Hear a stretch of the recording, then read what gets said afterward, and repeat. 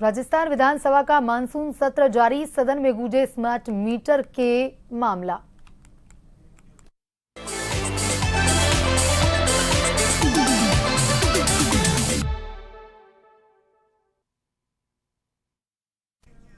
वहीं राजस्थान विधानसभा का सत्र जारी है, सदन में स्मार्ट मीटर का मामला गूंजा। कांग्रेस विधायक और प्रदेश अध्यक्ष गोविंद सिंह डोटासरा का प्रश्न कांग्रेस विधायक रोहित वोहरा ने पूछा। वोहरा ने कहा, क्या सरकार ने पंचायत और निकाय चुनाव के चलते अपने फैसले को बदला और अगस्त 2025 में नया ऑर्डर निकाला? वोहरा ने बोला कि 14,000 करोड़ का टेंडर जिस कंपनी को दिया उसका क्या होगा? मंत्री नागर ने कहा, कंपनी का काम धीमा था, स्मार्ट मीटर की उपलब्धता नहीं थी, इसी के चलते अभी कुछ समय के लिए हमने ऑर्डर जारी किया है कि सभी पुराने मीटर लगाए जाएं, लेकिन जैसे ही स्मार्ट मीटर मिलेंगे सभी जगह स्मार्ट मीटर लगेंगे। मंत्री ने कहा, एक केंद्र की योजना है, आपके शासनकाल में अपने इस योजना को स्वीकार किया, इसी के चलते स्मार्ट मीटर यहां लग रहे हैं। ब्लैक लिस्टेड इस कंपनी को गोवा की सरकार ने किया, फिर भी टेंडर दिया। जूली ने कहा, मीटर में लाइट आने से पहले ही करंट आता है, यह स्मार्ट है। मंत्री नागर ने जवाब देते हुए कहा कि नियमों में प्रावधान है कि राजस्थान में अगर कंपनी ब्लैक लिस्टेड नहीं है तो हम उसे टेंडर दे सकते हैं, हमें यही किया, कोई गलत नहीं किया। वेल में कांग्रेस विधायकों ने नारेबाजी की।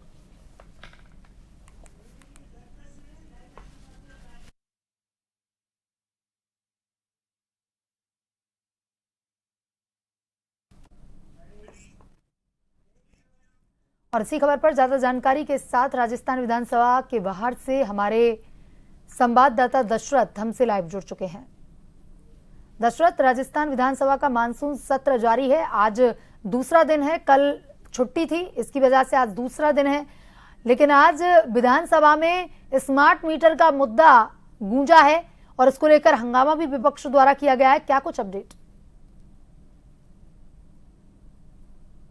देखिए, निश्चित तौर पे अगर विधानसभा की बात करें तो विधानसभा के अंदर पीसीसी चीफ और कह सकते हैं कि कांग्रेस के विधायक गोविंद सिंह डोटासरा की तरफ से ये प्रश्न लगाया गया था स्मार्ट मीटर को लेकर। हालांकि वो खुद यहां पर नहीं पहुंचे, रोहित वोहरा की तरफ से सवाल पूछा गया और कहा गया कि क्या सरकार निकाय चुनाव या पंचायत चुनाव के चलते सरकार ने स्मार्ट मीटर का जो काम चल रहा था उसको रोका और अपना फैसला बदला।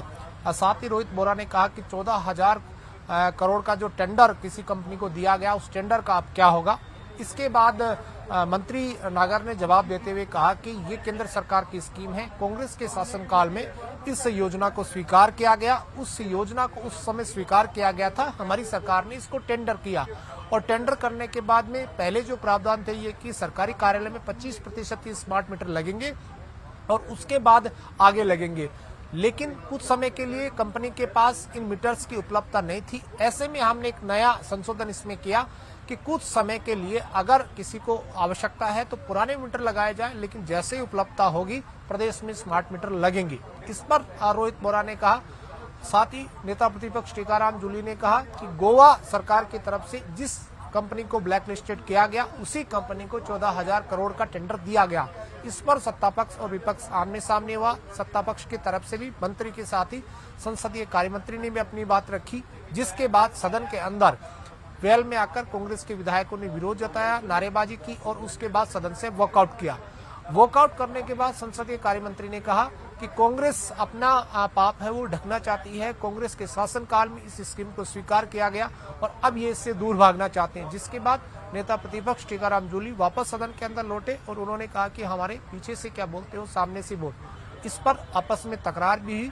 इस बीच राज्यवर्धन राठौड़ जो कैबिनेट मंत्री, उनकी तरफ से ये भी कहा गया कि जब सदन के अंदर विपक्ष नहीं था तब बात रखी गई, अगर आप होते तो आपके सामने भी बात रखी जा सकी। पूर्ववर्ती सरकार ने जो फैसला किया उसको हमने आगे बढ़ाया। बहरहाल आज भी सदन के अंदर पक्ष और विपक्ष आमने सामने हैं।